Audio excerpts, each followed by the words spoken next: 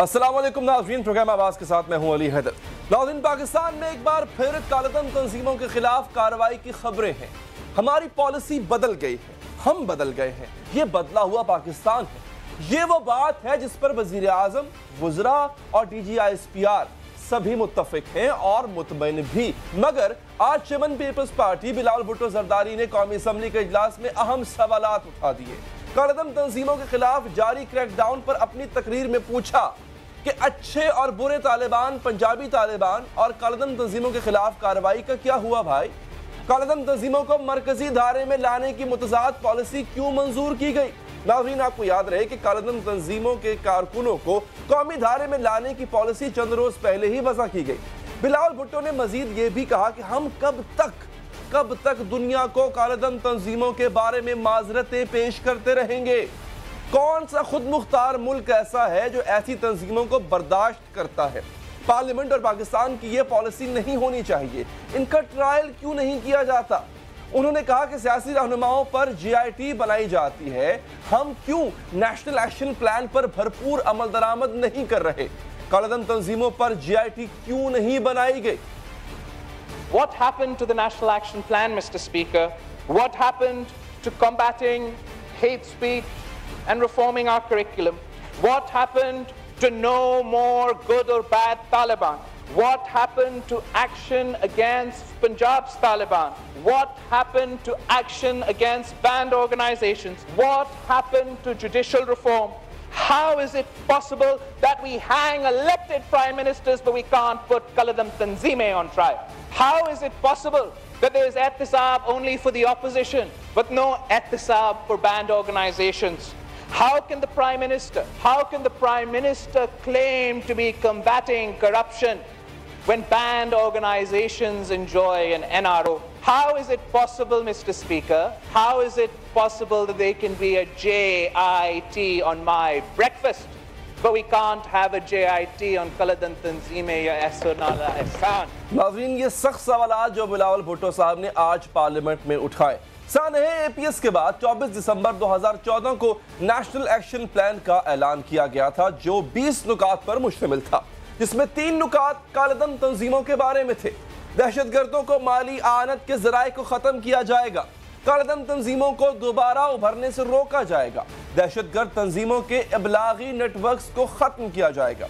गुज़िश्ता रोज वज़ीर मुमलिकत बराए दाखिला शहरियार आफरीदी और सेक्रेटरी दाखिला सुलेमान खान ने प्रेस कॉन्फ्रेंस में कालेधन तंजीमों के 44 अफराद को हिरासत में लेने का ऐलान किया।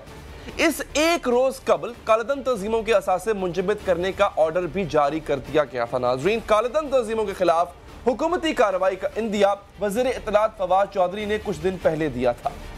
हमने कुछ लोगों को हिफाजती तहवील में लिया है और हम उनके ऊपर इन्वेस्टिगेशन करेंगे। इसके अंदर जो हमारे पहले फेज़ के अंदर जो हमने अपनी चीज़ें की हैं और उसके अंदर 44 जो लोग हैं उनको प्रिवेंटिव डिटेंशन में हमने लिया, जिसका हैंड आउट भी मैंने आप लोगों को दिया है। ये इस वक्त एक ऑनगोइंग ऑपरेशन है। अब नाज़रीन, पाकिस्तान को कोई एक मसले का सामना नहीं है। पाकिस्तान इस वक्त FATF की ग्रे लिस्ट पर मौजूद है। फाइनेंशियल एक्शन टास्क फोर्स या फिर जिसको FATF कहते हैं, ये मनी लॉन्ड्रिंग और दहशत गर्दों की माली मावनत करने वालों की निगरानी करने वाला बैनुल अक़वामी इदारा है। माली मावनत से मुराद यानी किसी भी मुल्क में दहशत गर्दों के लिए बैनुल अक़वामी लेन देन और बैंक ट्रांजैक्शन का आज़ादाना इस्तेमाल शामिल है। FATF ने पाकिस्तान एक्शन प्लान पर अमल दरामद के लिए मई 2019 की डेडलाइन पाकिस्तान को दे रखी है। पाकिस्तान के इक़दाम पर आइंदा नजरसानी जून 2019 में की जाएगी। नाज़रीन, सेक्रेटरी खजाना आरिफ अहमद खान ने गुज़िश्ता रोज कहा था कि पाकिस्तान ने फाइनेंशियल एक्शन टास्क फोर्स की तजावीज़ पर अमल न किया तो माशी पाबंदियों का सामना करना पड़ सकता है। पाकिस्तान को FATF की तजावीज़ पर अमल करने के लिए सख्त इक़दाम करना होंगे। FATF की तजावीज़ के पेश नज़र मुल्क को कालेधन तंजीमों के खिलाफ कार्रवाई में तेजी लाना होगी। नाज़रीन, हुकूमत कालेधन तंजीमों के खिलाफ कार्रवाई की बात करती है, मगर पाकिस्तान में इन कालेधन तंजीमों और इनके लीडर्स की हिमायत मौजूद है। हमें इससे इनकार नहीं है, ये एक रियलिटी है। कई हुकूमती वज़रा भी माजी में इन तंजीमों की हिमायत करते हुए नजर आए हैं। इंशाअल्लाह कोई माई कलाल जब तक हम असेंबली में और तहरीक इंसाफ है, हाफिज सईद साहब को तो छोड़े, जो पाकिस्तान के लिए हक और कलमा हक का साथ देगा हम उसका साथ देंगे। मैं तो एक नालायक से पता मुझे अल्लाह में माफ़ करे, हमारी तो कोई वक़्त ही नहीं, आप जैसे पाँव के खाक के मैल के बराबर भी नहीं। मतलब जिस जमात का साथ देने का वज़ीर दाखिला बात कर रहे हैं उस पर पाबंदी लगी है, उनका जो ऑफशूट था उस पर भी पाबंदी लग गई है, उनके फलाई इदारे पर पाबंदी लग गई है, लेकिन वो कह रहे हैं कि जब तक मैं हूं आपको कोई हाथ नहीं लगा सकता। इसी तरह से सीनियर हुकूमती वजीर भी इस अंदाज और इसी तरह से अपना मुद्दा वो कुछ यूं बयान कर रहे हैं। मैं हाफिज साहब के हुक्म की इस बुखार में भी तामील की है। मैं आपको बता नहीं सकता कि इन लोगों की कितनी बड़ी खिदमत हैं। ये किसी और मुल्क में पैदा होते तो लोग इनके कदम चूमते, ये किसी और मुल्क में पैदा होते लोग इनके पांव धो के वुजू करते।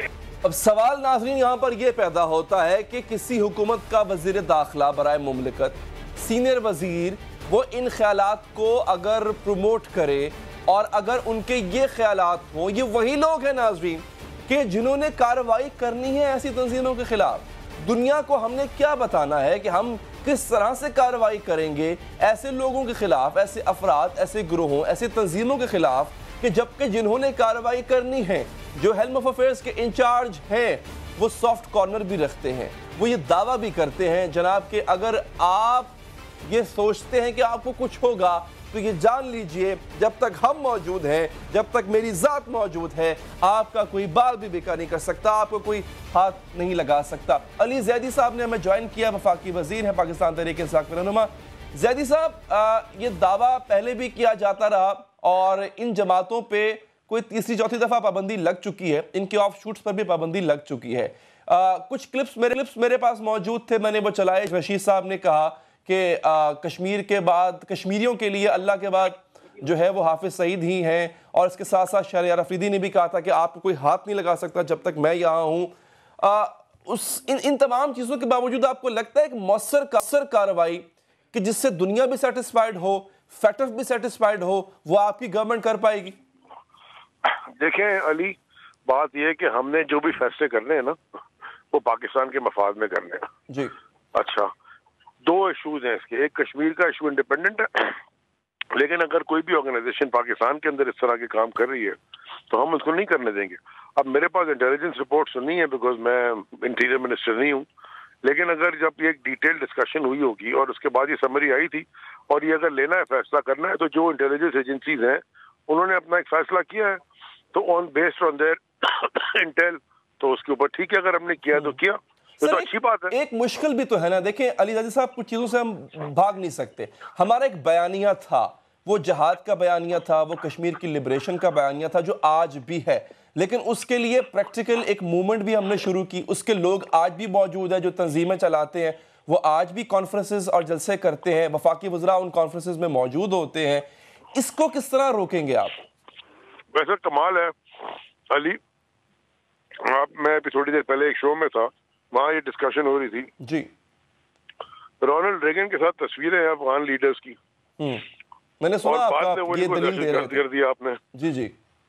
ओसामा बिन लादेन जब जंग लड़ा था रशियंस के खिलाफ तो अमेरिकन फंडिंग पर लड़ा था, बाद में अमेरिकनों के खिलाफ हो गया तो दहशतगर्द हो गया। कहने का मकसद ये है कि अगर कोई भी तंजीम अगर काम कर रही हो किसी स्पेसिफिक एजेंडा पे, देखें वो जब तक उस पर चल रहे थे कश्मीर के लिए तो ठीक है, कश्मीर जब तक कश्मीर के इशू को एड्रेस नहीं करेंगे साउथ एशिया में पीस आने का कोई सोचे भी ना। मैं बिल्कुल कह रहे हैं। मैं अली साहब बिल्कुल यही आपकी खिदमत में अर्ज कर रहा हूं कि ये मुश्किल खड़ी हो जाएगी ना आपके लिए। अमेरिका पहले तालिबान के हक में था, फिर बाद में मुजाहिदीन के हक में था, फिर बाद में तालिबान के खिलाफ हो गया, आज फिर मुज़ाकरात कर रहा है, फिर हक में है। कल को आपके सामने भी ऐसी सूरत हाल खड़ी हो गई कि जिनको बनाने में स्टेट का किरदार था, आज हम उनके खिलाफ जा रहे हैं, कल को फिर हमें उनको अपने साथ शामिल करना पड़ गया, तो हम करेंगे क्या? It all depends on how they conduct themselves. उनके कंडक्ट पे डिपेंड करता है। मतलब आप सजा देते हैं तो अगर जजा भी करते हैं ना, सजा और जजा दोनों का कॉन्सेप्ट है ना, तो अगर सजा दी है तो ऐसे काम उन्होंने किए होंगे जरूर जिसके लिए सजा के मुस्तहिक बनते हैं, और जजा के बनेंगे तो जजा भी मिल जाएगी जब वो काम ठीक कर लेंगे। तो अब ये तो स्टेट की मशीनरी होती है, स्टेट की इंटेल होती है, स्टेट के पास रिसोर्सेज होते हैं और स्टेट फैसला करती है इन चीजों पे। हमने ग्लोबली देखें इस वक्त पाकिस्तान को किधर ले गए, पाकिस्तान को सिक्योरिटी स्टेट से हटा के इकोनॉमिक स्टेट बनाना है। माने जब आप कोई भी फाइनेंशियल मार्केट्स में देखते हैं, जब आप देखते हैं कि पाकिस्तान जो है वो कोई इन्वेस्टमेंट करने आता था, हाई रिस्क की वजह से वो because of being high risk country वो ज्यादा इन्वेस्टमेंट करनी मुश्किल होती थी, इन्वेस्टर्स को कन्विंस करना मुश्किल होता था। पाकिस्तान को इकोनॉमिक स्टेट बनाना है, सिक्योरिटी जोन से निकाल के इकोनॉमिक जोन बनाना। बिल्कुल ठीक। अच्छा सर, उसके लिए जो मर्जी करना करें। हाँ, यही हमारी प्रायोरिटी होनी चाहिए कि हमें पाकिस्तान का पहले सोचना है, उसमें किसी फर्द का या किसी तंजीम का हमें ख्याल उतना नहीं रखना चाहिए जितना पाकिस्तान का। सर, अब मसला यहाँ पे ये है कि हर ऐसे अमल का एक बैकलैश आता है, एक रद्द अमल आता है। जो कभी पहले हमारे थे, हमने कहा तुम अब हमारे नहीं, उसने कहा मैं भी अब तुम्हारा नहीं, और वो बंदूक उठा के पीछे बढ़ गया हमारे। अब जिनको अब हम पीछे करेंगे कि भाई तुम अब हमारे नहीं, उन्होंने भी अगर बंदूक उठा ली और फिर वही 2007-8 वाली सूरत हाल होगी, तो फिर क्या करेंगे सर?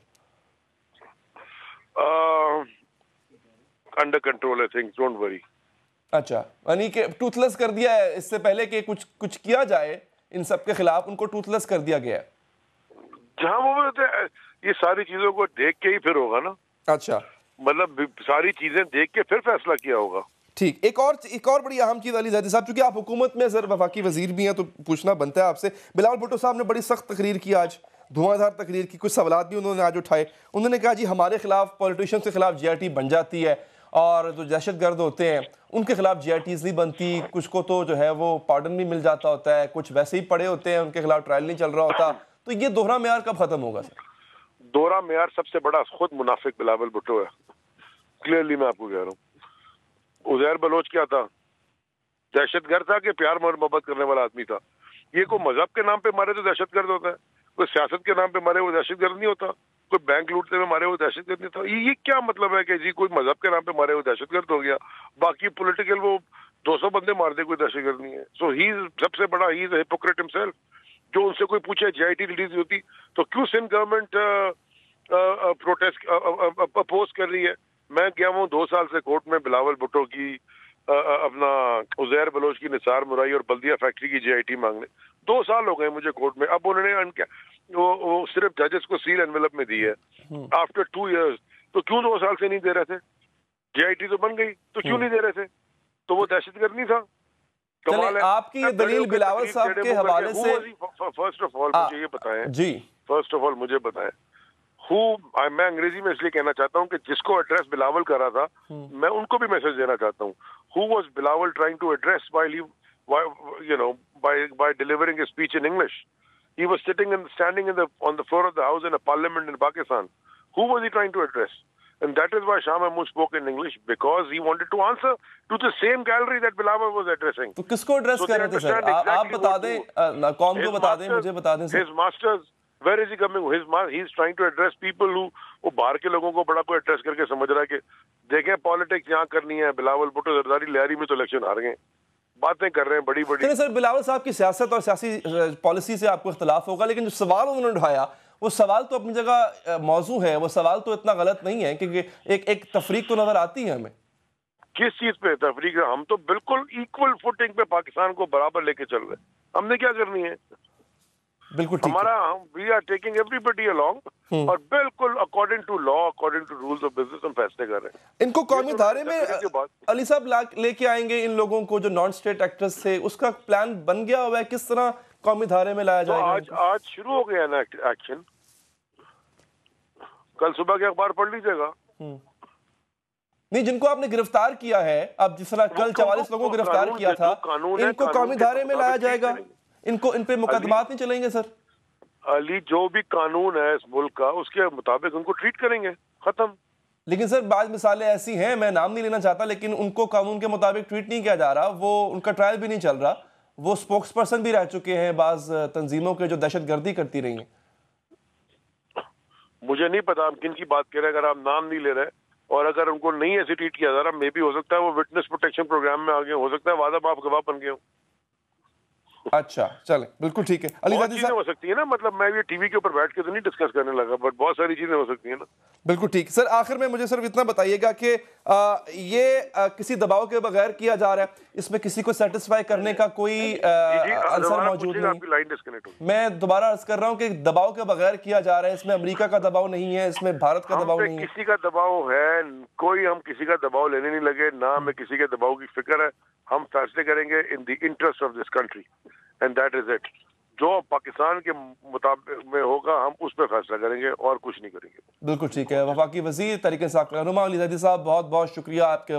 नाज़रीन, अहम बात उन्होंने की है, कानून के मुताबिक कार्रवाई होगी उन अनासर के खिलाफ जिनको नॉन स्टेट एक्टर्स भी कहा जाता है, गैर रियासती अनासर भी कहा जाता है। जो बिलावल साहब ने सवालात उठाए हैं, हमें इस बात की उम्मीद थी कि उन सवालात का भी जवाब दिया जाता कि क्या एक बराबरी की सतह पर सियासतदान हों, ऐसे जुराइम पेशा अनासर हों, ऐसे गैर रियासती अनासर हों, क्या उनके खिलाफ इसी तरह से कार्रवाई की जाएगी इस नए पाकिस्तान में? ये बिलावल साहब का एक सवाल है, लेकिन अली ज़ैदी साहब ने कहा कि कानून चूँकि सबके लिए बराबर है और एक ही पैमाने पे सबके साथ कार्रवाई की जाएगी। वक्फा लेंगे यहाँ पे, वक्फे के बाद जब हाजिर होंगे तो आपको बताएंगे कि पेशावर की मेट्रो, पेशावर का BRT प्रोजेक्ट अब मजीद ताखीर का शिकार नजर आ रहा है और ये 12वीं बार है कि इसमें इसके डिजाइन में तरमीम की जाएगी। हमारे साथ सूबाई वजीर होंगे पेशावर से शहराम तरकई साहब इस वक्फे के बाद।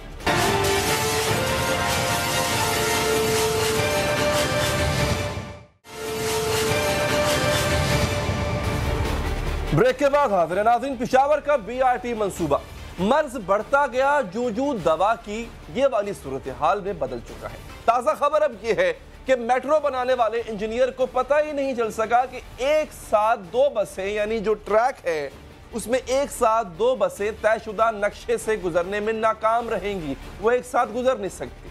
और नाज़रीन, इस पर तुफ ये है कि बनाने के बाद अब इसे तोड़ने का अमल जारी है, यानी जो बन नहीं पा रही थी अब तोड़ी जाएगी। दो बसें एक साथ गुजर सके, इसके लिए कुछ ना कुछ किया जाएगा।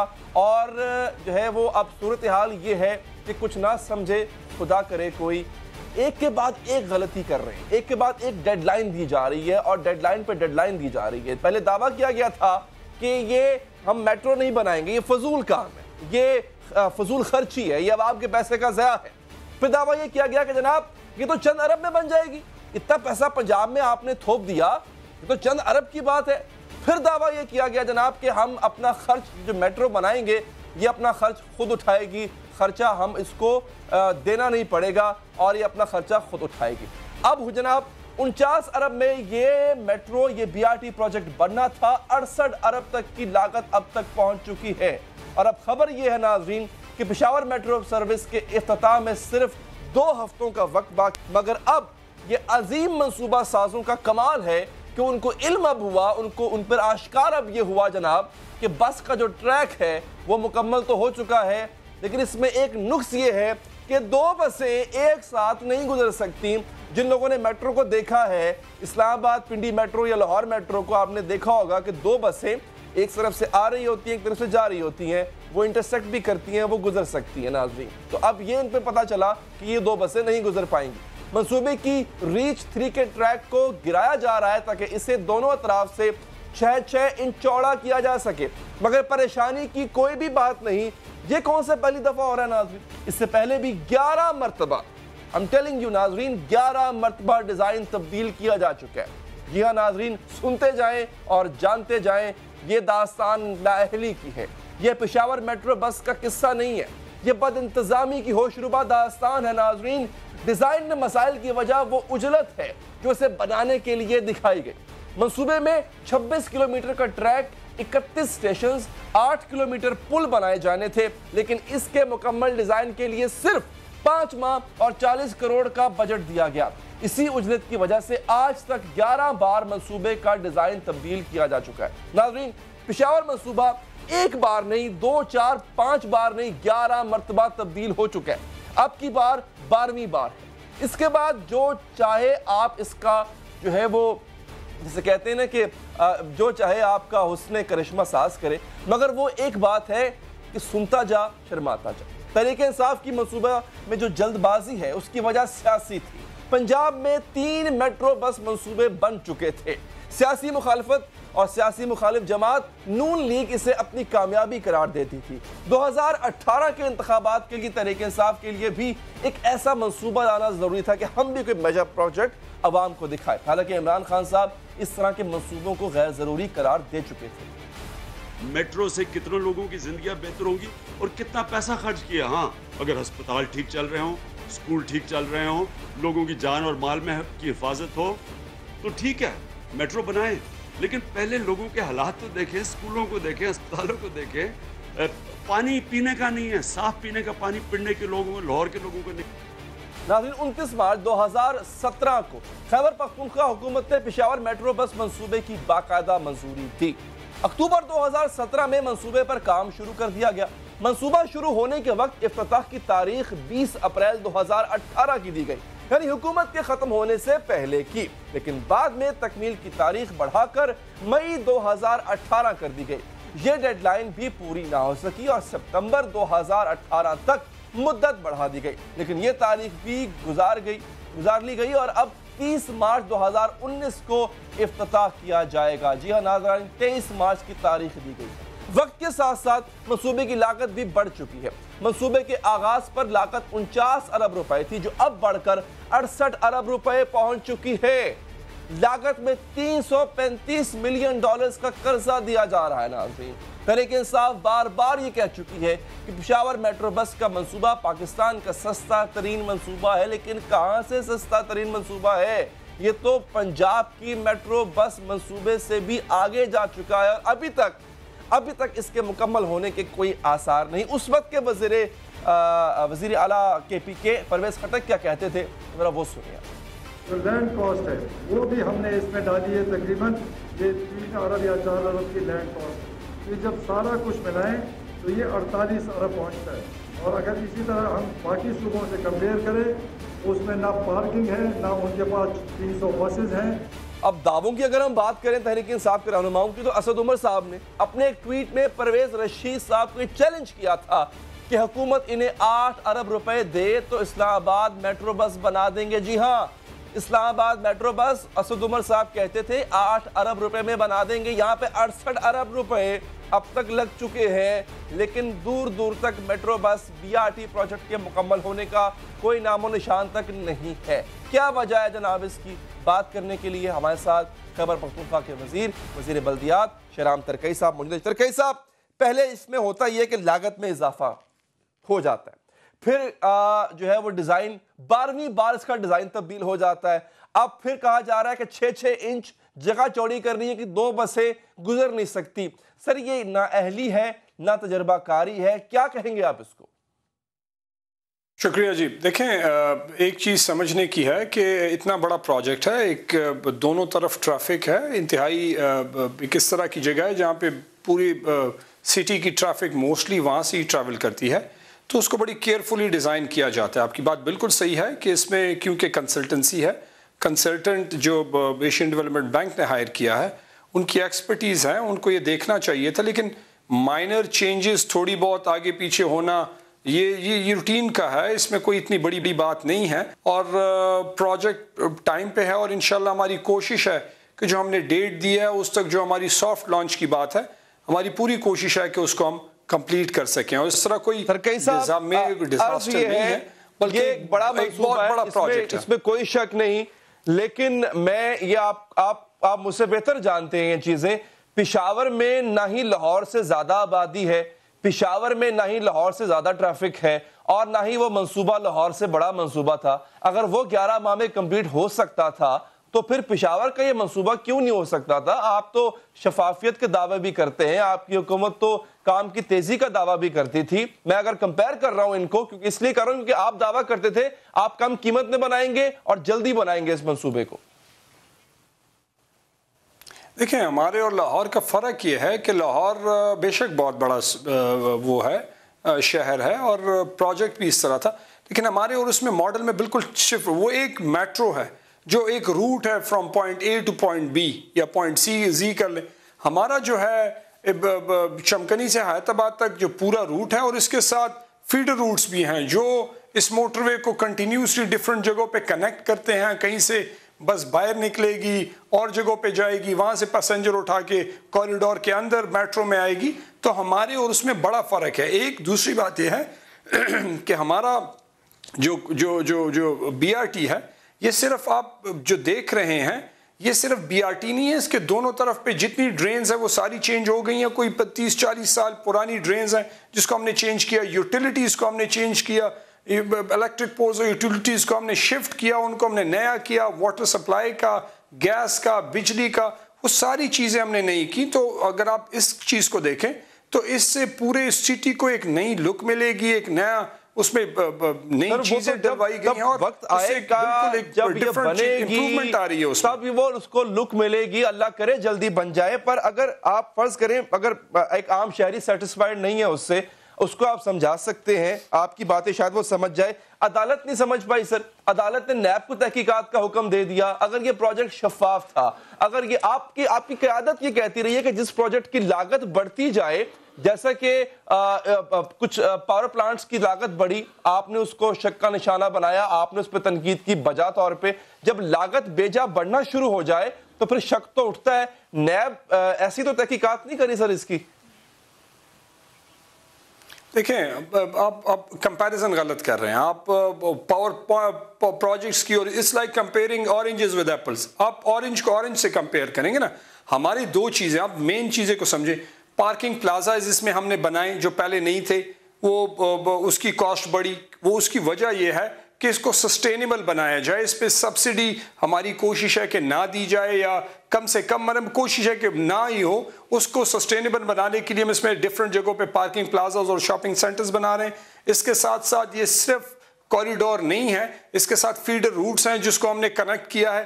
तीसरी बात यह है कि 2-3 या चंद जगहों पे हमने जो चेंजेस की वो फ्यूचर प्लान को हमने इसमें शामिल किया कि अगर हमारा ये प्रोजेक्ट इसमें हम और एक्सटेंशन करते हैं तो वहाँ पे हमने डिज़ाइन में उन्होंने सजेस्ट किया कि आपके फ्यूचर प्लान के साथ ये तब्दीली आप करें तो इससे आपकी कॉस्ट बढ़ेगी, लेकिन आपको फ्यूचर कि जो आप एक्सटेंशन करेंगे उसमें आपको फिर एक्स्ट्रा कॉस्ट नहीं देनी पड़ेगी, वो होगा। इसके साथ हमारी कोई 1 अरब रुपए की जो एग्जिस्टिंग बसेस हैं उसको हम कोई 1 अरब रुपए की हम दे रहे हैं। जो पुरानी बसेस हैं उनको ओनर्स को और उनको हम पैसे दे रहे हैं, कॉम्पनसेट कर रहे हैं ताकि वो अपने अलग से बिजनेस स्टार्ट कर सके। तो वो भी है, एक कंप्लीट पैकेज है। तो आप हमारा BRT का जो मंसूबा है इसमें सिर्फ बस और रूट नहीं है, इसमें फीडर रूट्स हैं, पार्किंग प्लाजाज हैं, शॉपिंग सेंटर्स हैं, इसमें बाकी और चीजें हैं। तो इसकी वजह से इसमें आप जो बातें बता रहे हैं ट्रांसपेरेंट है, बिल्कुल अच्छी हैं, वो बहुत अच्छी है। अगर ये ऐसा होता है तो ये बहुत खूबसूरत बना देगा इस पूरे मंसूबे को। लेकिन जो मैं समझ पा रहा हूं, correct me if I am wrong, आपकी गुफ्तगू से कि आप जैसे जैसे प्रोजेक्ट बढ़ता गया तब तक जो ख्याल जिसके ज़हन में आता गया उसमें वो ऐड करता गया, उसकी कॉस्ट भी बढ़ती गई, उसका वक्त भी बढ़ता गया। जो शुरू में फिजिबिलिटी बनी थी उससे तो टोटल तब्दील होता नजर आ रहा है ये प्रोजेक्ट। यहां तक कि जो कॉन्ट्रैक्टर आपका है वो उसके बारे में कहा गया कि वो बाकी 3 सूबों में ब्लैक लिस्ट है जिसको आपने कॉन्ट्रैक्ट दे दिया। देखिए, कॉन्ट्रैक्ट तो एक हमने नहीं, एशियन डेवलपमेंट बैंक ने दिया।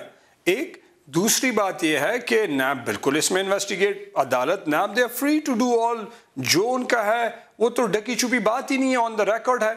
जो है वो दूध का दूध पानी का पानी हो ही जाना है, उसमें तो कोई दो राय नहीं है।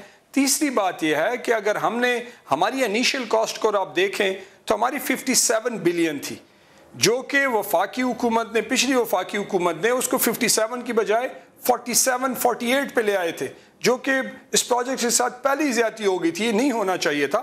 जो प्रोजेक्ट कंसीव किया गया था वो सारी चीज़ें उसमें ऐड की, लेकिन जब फर्दर जब हमने उसको देखा कि एक तो वो कट आया जो कि होना नहीं चाहिए था, दूसरी जो हमने फीडर रूट्स इसमें डाली और ये पार्किंग प्लाजा ये हमने बाद में ऐड किए, क्योंकि हमें लगा कि और बिकॉज ये सारी चीज़ें प्रोविंशियल गवर्नमेंट की तो एक ख्वाहिश थी, एक सोच थी, एक विजन था कि बस होनी चाहिए, साफ सुथरी ट्रांसपोर्ट होनी चाहिए, लेकिन उसके एग्जीक्यूट करने में उस प्लान को रियलिटी में कन्वर्ट करने के लिए एशियन डेवलपमेंट बैंक और उनके एक्सपर्ट्स और उनके कंसल्टेंसी फर्म जो है वो दुनिया में एक्सपर्टीज है उनकी, वो ये सारी चीजें सजेस्ट कर रही हैं। हम अपने से हमने कोई ऐसी चीज सजेस्ट नहीं की, छोटी मोटी माइनर चीजें हो सकती है, मेगा चीजें उसमें हम कुछ सजेस्ट कर ही नहीं सकते। सर इसकी सिविल इंजीनियरिंग में, क्योंकि हमने जो सुना वो तो ये था कि एशियन डेवलपमेंट बैंक सिर्फ फाइनेंस कर रहा है इसको, बाकी इसको जो है वो इसको पीडीए देख रही है। नहीं इस देखें, बिल्कुल पीडीए उसको देख रही है, पीडीए उसको एग्जीक्यूट कर रही है, लेकिन जो प्रोसेस है वो एशियन डेवलपमेंट बैंक मॉनिटर करता है। ये उनकी फंडिंग है, ये उनकी रूल्स हैं, ये उनकी शराइत हैं कि वो इन टर्म्स एंड कंडीशंस पे लोन देंगे, ये प्रोसीजर होगा, ये ट्रेंडिंग प्रोसेस होगा, ये होगा, वो सारी चीजें। और ये इतना बड़ा प्रोजेक्ट है, ये उनकी सारी इसमें से है, ये प्रोविंशियल गवर्नमेंट और ये जो डेवलपमेंट अथॉरिटी बिल्कुल इसको एग्जीक्यूट कर रही है आप डिजाइन में सर, जिसमें आप कुछ इंचेस बढ़ाएंगे, बाज़ जगहों से रीच 3 को बढ़ाया जाएगा, शायद उसके डिजाइन में फॉल्ट आया है। ये एशियन डेवलपमेंट बैंक ने इसको मार्क किया इस फॉल्ट को और उसकी रिकमेंडेशन पे इसको बढ़ाया जा रहा है सर। देखें, ये तो कंसल्टेंट का है, कंसल्टेंट की एक्सपर्टी है, कंसल्टेंट बेहतर बता सकते हैं। ये उनका बिल्कुल फॉल्ट है, इसको हम डिनाई नहीं करते कि आप इतना बड़ा प्रोजेक्ट है, लेकिन ये माइनर है। इट इज नॉट समथिंग कि कोई मेगा उसमें कोई चेंज आ रहा है। एक जो जहां से बस पास होनी है वहां पे उसकी विड्थ थोड़ी सी, इनकी जो इन्होंने साइड पे रोड के लिए डाली थी, जो बैरियर डालने थे या जो जंगले डालने थे, उसकी जो बेस है वो थोड़ी तंग आ गई थी, उसको उठा के थोड़ा सा बाहर कर रहे हैं। ये माइनर चीज है, ये कोई मेजर उसमें कोई चेंजेस है ही नहीं। इसको मैंने खुद भी, जब मैंने भी देखा था 2 हफ्ते पहले या 1.5 हफ्ता पहले, जी ये एग्जिस्टिंग कॉस्ट है, इसमें कोई एक्स्ट्रा कॉस्ट है ही नहीं, बड़ी माइनर सी है। अच्छा ठीक है, इसकी कॉस्ट जो है वो इसमें कोई एडिशनल कॉस्ट नहीं है।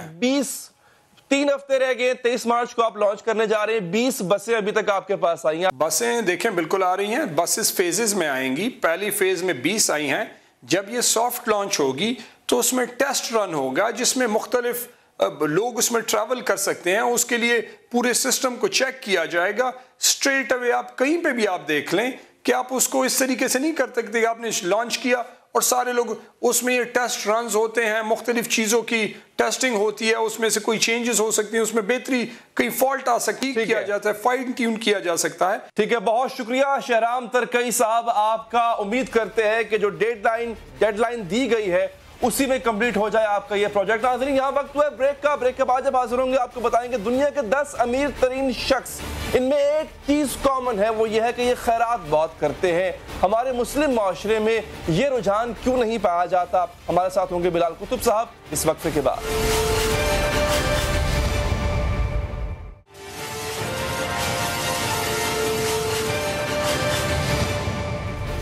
ब्रेक के बाद हाजिर है नाज़रीन। फोर्ब्स मैगजीन ने दुनिया के अमीर तरीन अफराद की फहरिस्त जारी कर दी है। इस फहरिस्त को देखकर यह पता चलता है कि जो जितना अमीर है, जितना तवंगर है, दिल का भी उतना ही खुला है। फहरिस्त में शामिल अरबपति अफराद में से ज्यादातर ऐसे अफराद हैं नाज़रीन जो अपनी दौलत का एक कसीर हिस्सा खैरात कर देते हैं। सिर्फ अंदाजा लगाने के लिए हमने फहरिस्त के पहले 10 अफराद मुंतखब किए और इनके बारे में मालूमात इकट्ठी की, तो हमें यह मालूम हुआ कि 10 में से 7 अफराद ऐसे हैं जो अपनी दौलत का एक बड़ा हिस्सा लोगों की फलाह बहबूद के कामों में खर्च करते हैं। फोर्ब्स मैगजीन की फहरिस्त के मुताबिक अमीर तरीन अफराद की फहरिस्त में पहले नंबर पर हैं जेफ बेजोस। जी हाँ नाज़रीन, जेफ शॉपिंग के लिए सबसे मशहूर वेबसाइट अमेज़न के बानी हैं। ये वॉशिंगटन पोस्ट के भी मालिक हैं और एरोस्पेस कंपनी भी बना रखी है। इनकी कुल दौलत है 131 अरब डॉलर्स और गुज़िश्ता साल यानी 2018 में उन्होंने 2 अरब डॉलर्स खैरात कर दिए। जी हाँ, ये खैरात बेघर अफराद के लिए काम करने वाली तंजीमों को दी गई थी। नाज़रीन, अमीर तरीन अफराद की फहरिस्त में दूसरे नंबर पर मौजूद है बिल गेट्स। बहुत मशहूर शख्सियत है, माइक्रोसॉफ्ट के बानी है और आपकी कुल दौलत है 95.5 अरब डॉलर्स। बिल गेट्स दुनिया भर में तालीम और सेहत के लिए काम कर रहे हैं। दुनिया से मलेरिया और पोलियो का खात्मा इनका मिशन है और गुज़िश्ता साल के दस्याब आदादोशुमार के मुताबिक उन्होंने 5 अरब डॉलर्स की खतीर रकम खैरात में दे दी। फहरिस्त में तीसरा नंबर है वॉरेन बफे का। इनकी कुल दौलत है 82.5 अरब डॉलर्स और उन्होंने 3 अरब डॉलर्स खैरात की है। यह बात काबिल जिक्र है कि वॉरेन बफे ने अपनी 99% दौलत खैरात करने का अहद कर रखा है। जी हाँ नाज़रीन, अगला नंबर है एमनेसो आर्टिगा, यानी तकरीबन 63 अरब डॉलर्स के साथ ये इस वक्त फहरिस्त में छठे नंबर पर है। उन्होंने सेहत के शोबे में 34 करोड़ डॉलर्स की खतीर रकम खैरात की। नाज़रीन, अगला नंबर है लैरी एलिसन का। अमीर तरीन अफराद की फहरिस्त में 7वां नंबर है, कुल दौलत 62.5 अरब डॉलर्स। 2016 में उन्होंने कैंसर के इलाज के लिए यूनिवर्सिटी ऑफ साउथ कैलिफोर्निया को 20 करोड़ डॉलर्स देने का वादा किया। 68 अरब डॉलर्स के साथ फेसबुक के बानी मार्क ज़करबर्ग अमीर तरीन अफराद की फहरिस्त में 8वें नंबर पर है। उन्होंने अपनी दौलत में से 21 करोड़ डॉलर्स खैरात किए और वो साइंस, टेक्नोलॉजी और तालीम के शोबों में काम कर रहे हैं। और उन्होंने भी ऐद कर रखा है कि फेसबुक के 99% शेयर्स अपनी खैराती तंजीम को देंगे। नाज़रीन, इंफॉर्मेशन और मीडिया कंपनी के मालिक माइकल ब्लूमबर्ग 55.5 अरब डॉलर्स असासों के साथ अमीर तरीन अफराद की फहरिस्त में 9वें नंबर पर हैं और गुज़िश्ता साल उन्होंने 76 करोड़ डॉलर्स खैरात किए। तालीम, माहौलियात, सेहत और आर्ट्स के शोबों में वो काम करते हैं। ये इनका एक वस्फ है ऐसे अमीर तरीन लोगों का जिनका इस लिस्ट में, फोर्ब्स की लिस्ट में नाम शामिल है। ये खैरात के लिए बहुत बड़ी रकम मुख्तस करते हैं। हमारे मुस्लिम माशरों में, बखुसूस पाकिस्तानी माशरों में ये रुझान कम पाया जाता है और अगर पाया जाता है तो खतीर रकम खैरात करने का जो फोकस है वो सही जगह पर नहीं होता। बात करेंगे, हमारे साथ मौजूद हैं सैयद बिलाल कुतुब साहब, इस तारुफ के आप मोहताज हैं। बिलाल साहब, शुक्रिया आपके वक्त का। ये बताइएगा कि ये अमीर लोग जो इनका मैंने जिक्र किया इस लिस्ट में, ये एक बड़ी रकम खैरात करते हैं और बहुत बड़ी रकम जो है वो देते हैं। क्या वजह होती है? वाकई ये लोगों के लिए करना चाहते हैं, खुद को सेटिस्फाई करते हैं, या फिर आपको लगता है कि ये इनकी ज़ात का हिस्सा बन जाता है? इतनी ख़ास मकाम हासिल करने के बाद ये समझते हैं कि ठीक है, अब इससे ज़्यादा और क्या करना, पैसे का खैरात कर दें।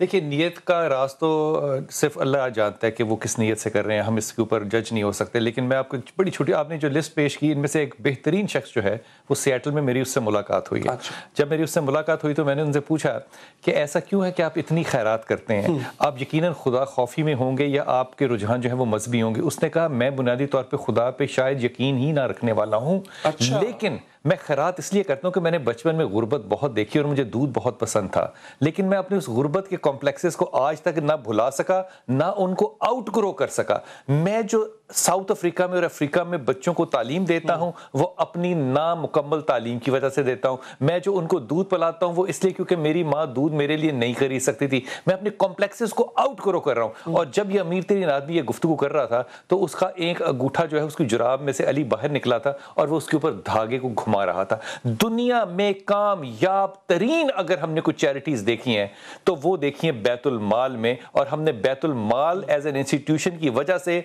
वो वक्त उमर बिन अब्दुल अजीज के दौर में देखा है कि खैरात लेने वाला, सदकात लेने वाला कोई नहीं था।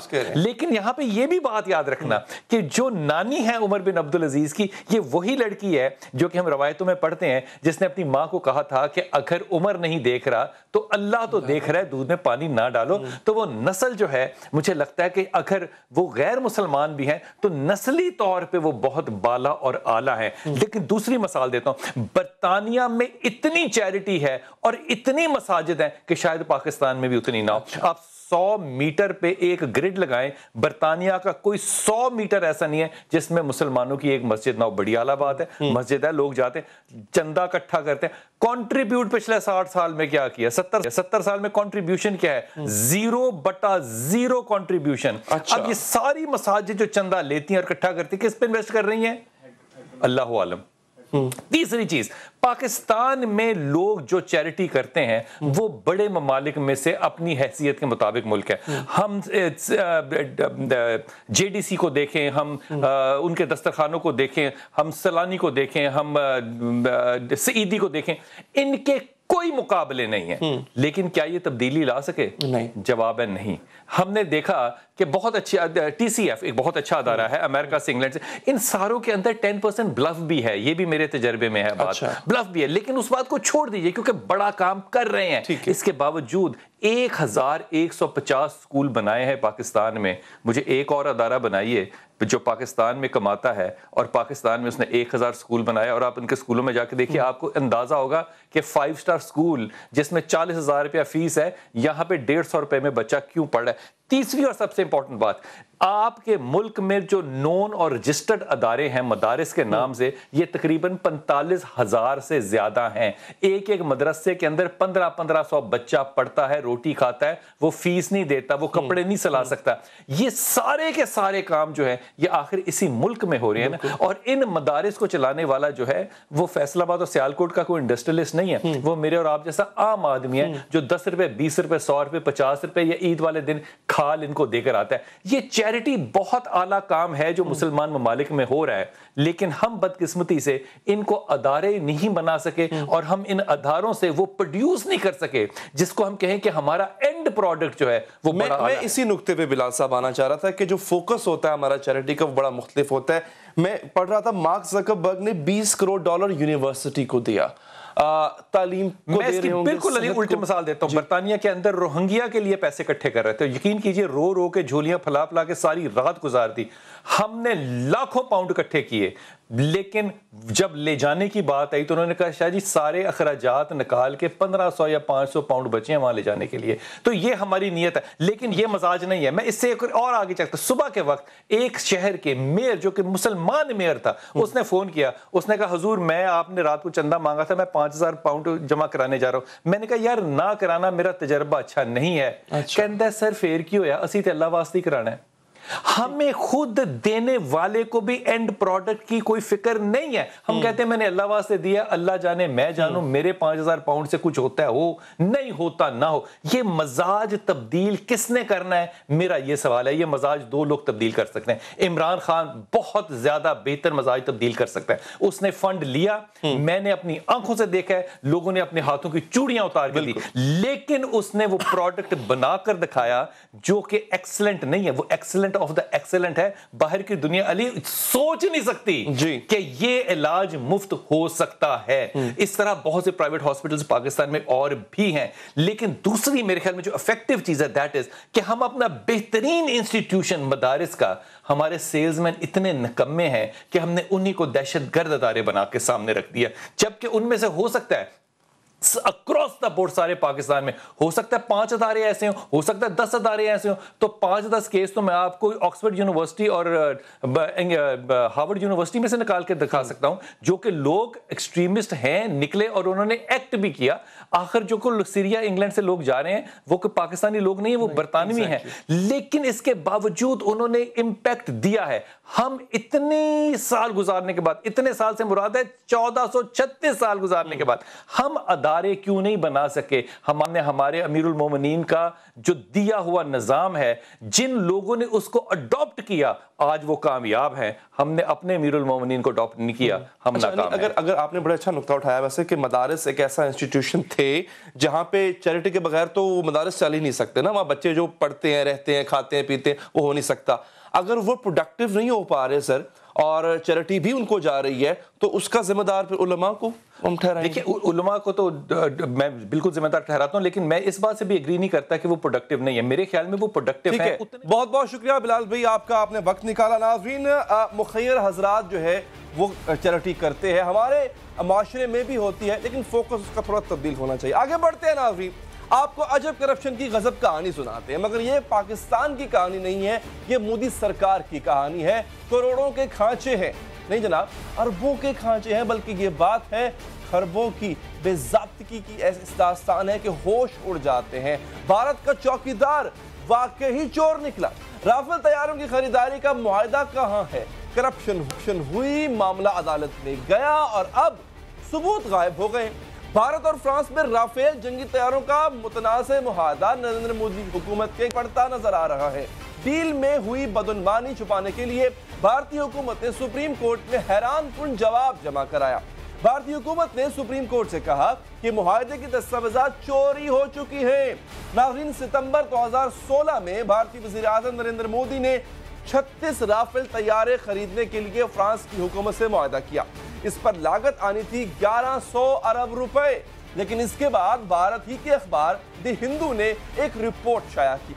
इस रिपोर्ट के मुताबिक जिस कीमत पर मोदी ने 36 तैयारे खरीदने का मुआहदा किया, कांग्रेस की गुज़िश्ता हुकूमत तो फ्रांस से 126 तैयारे खरीदने की इसी कीमत पर बात कर रही थी और मोदी ने इस मुआहदे से 1936 अरब रुपए का नुकसान पहुंचाया। जी हाँ नाज़रीन, ये थी अजब करप्शन की गजब कहानी। 10 अप्रैल 2015 को भारत के वज़ीर आज़म नरेंद्र मोदी फ्रांस का दौरा करते हैं। इस दौरे में 36 तैयारों की खरीदारी का मुआहदा हो जाता है। इस दिफाई नौयत के दौरे में भारतीय वज़ीर आज़म के साथ कौन जाता है, सुन के हैरान होंगे। बिजनेसमैन अनिल अंबानी, ये रिलायंस इंडस्ट्रीज के मालिक हैं। और आप सोच रहे होंगे कि दिफाई डील में एक बिजनेसमैन का क्या काम। दरअसल अनिल अंबानी ने नरेंद्र मोदी के साथ फ्रांस जाने से सिर्फ 13 दिन पहले एक कंपनी बनाई। इस कंपनी का नाम था रिलायंस डिफेंस। भारत की ऑपोजिशन को भी दाल में कुछ काला नजर आया, सवाल उठने लगा और फिर सितंबर 2018 को फ्रांस के साबिक सदर उनका एक बयान आता है। फ्रांसिस ओलांदे के बयान से भारत में भूचाल आ गया। फ्रांसिस ओलांदे ने इंकशाफ किया कि तैयारे खरीदने के लिए भारतीय बिजनेसमैन अनिल अंबानी की दिवालिया कंपनी को पार्टनर बनाने की तजवीज दी गई थी। हालांकि अनिल अंबानी की किसी कंपनी ने आज तक कोई जहाज मैन्युफैक्चर नहीं किया, कोई जहाज नहीं बनाया, लेकिन नरेंद्र मोदी ने दबाव डाला कि अनिल अंबानी की कंपनी को पार्टनर बनाया जाए। इस इंकशाफ के बाद साबित हो गया कि दाल में कुछ काला जरूर है। भारत की ऑपोजिशन मोदी पर चोरी और करप्शन के इल्जामात लगाने लगी। ये तो थी नाज़रीन करप्शन की दास्तान, लेकिन आज जो किस्सा हुआ वो इंतहाई इंटरेस्टिंग है। आप सुनेंगे आप खुद चौंक जाएंगे। आज जब राफेल डील में करप्शन केस की समाअत हुई तो अटॉर्नी जनरल ने सुप्रीम कोर्ट को ये बताया कि दस्तावेजात तो चोरी हो चुकी हैं। और नाज़रीन अब आप सुन के हैरान हो जाएंगे कि ये दस्तावेजात चोरी कहां से हुई। ये भारत की वजारत दिफा से चोरी हुई। जी हाँ नाज़रीन, जो वजारत दिफा अपनी चंद दस्तावेजात का दिफा नहीं कर सकती, वो पूरे भारत का क्या दिफा करेगी। अदालत भी हैरान हो गई सुनकर, पूछा कि दस्तावेजात चोरी होने पर हुकूमत क्या कर रही है। अटॉर्नी जनरल ने जवाब दिया कि तहकीकात जनाब की जा रही हैं, तहकीकात तो जारी है, लेकिन सवाल तो ये उठता है कि जिस मुल्क की वजारत दिफा से दस्तावेजात चोरी हो जाती हों, दोबारा मैं ये बात करूंगा, इस मुल्क का दिफा कितना मजबूत होगा। आगे आप मजीद जानते हैं कि मोदी सरकार पाकिस्तान के साथ जो रवैया अख्तियार किए हुए हैं, पाकिस्तान को आज भी पाकिस्तान को वहां के आर्मी चीफ की तरफ से धमकी दी गई कि हम पाकिस्तान को करारा जवाब देंगे। लेकिन अगर आप अपने चंद दस्तावेजात, वो भी वजारत दिफा का दफ्तर नहीं संभाल पा रहा और कोई चोर आता है, आप इस बात को इमेजिन करें कि पहले तो उनके जो इंडियन एयरफोर्स का दफ्तर है वहां आग लग जाती है। अब न जाने वहां पर कौन सा सबूत जल के राख हो गया होगा। और आज क्या होता है कि उनकी वजारत दिफा के दफ्तर से कोई चोर आता है, वजारत दिफा का दफ्तर है ये, एक चोर आता है और वहां से एक अहम दस्तावेज चोरी करके ले जाता है। फैसला आपने खुद करना है। दीजिए इजाजत नाज़रीन, अल्लाह ने के बाद।